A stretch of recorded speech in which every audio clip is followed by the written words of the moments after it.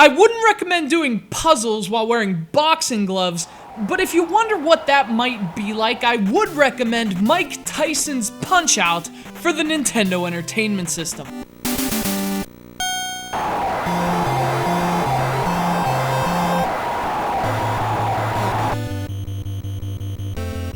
I mean, don't actually wear boxing gloves while playing it, that's a figurative thing. What I mean is that if you look beyond the quick jabs, squared circles, and TKOs, Punch-Out is as much about puzzles and logic as boxing. A game just as reliant on good reflexes as a good left hook.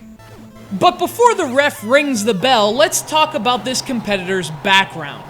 Mike Tyson's Punch-Out was released on the NES in 1987, but this isn't Little Mac's first match. By this point, there had already been 2 Punch-Out games released in arcades, and this console debut is actually a mixture of content from those 2 arcade games.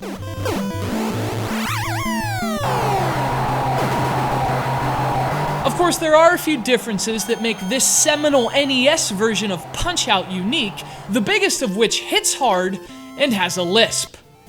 To generate maximum hype, Nintendo acquired the rights to then-dominant boxer Mike Tyson. His name appears in the title, and perhaps more memorably for those of you who have played it, his likeness appears in the game as one of the most impossibly difficult bosses of the NES generation. The problem is that Mike Tyson is a pretty unpredictable guy. I mean, the dude bit off Evander Holyfield's freaking ear. And though he doesn't fight that dirty in Punch-Out, he's still a tough guy to figure out.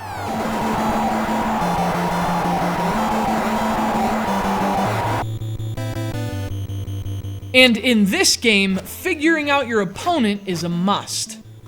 If it's really a boxing game at all, Punch-Out is a game of defensive boxing, a game about waiting for your opening and delivering counter-strikes. But taken further, what it's really about is pattern memorization. Each of the opponents you face in Punch-Out attacks with a set pattern, and during each fight, you have to learn their evolving patterns and attack as soon as they're vulnerable. It's all about reflexes. You have to figure out timing and patterns in order to effectively avoid incoming attacks. And in doing so successfully, your opponent leaves himself open, and that's when Little Mac brings the pain.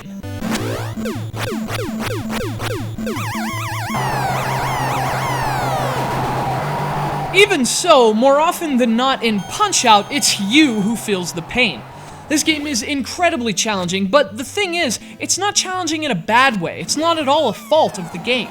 Punch-Out controls extremely well, and each fighter gives some kind of clue as to when he's about to attack. Whether it's watching for a quick head shake or even something more subtle, the game gives you every opportunity to learn from your mistakes and stand toe-to-toe with its enormous fighters. In that regard, Punch-Out is ruthlessly addictive.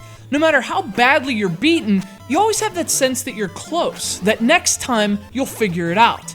It's a tough game, but it isn't unfair, and there's a tremendous feeling of accomplishment when you finally work your way through the ranks and face Iron Mike Tyson. Yeah, and good luck with that.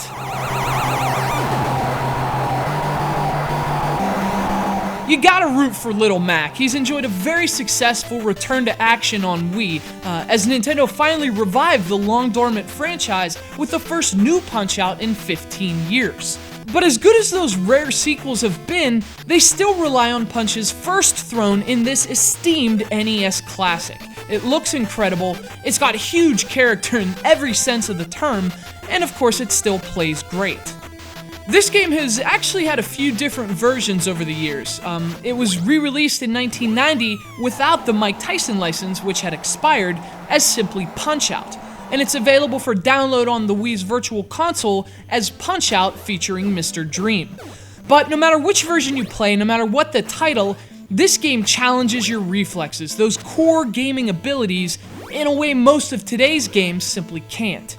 It's one of Nintendo's very best franchises for pure, old-school arcade gaming, and it scored its first knockout with the NES classic Mike Tyson's Punch-Out.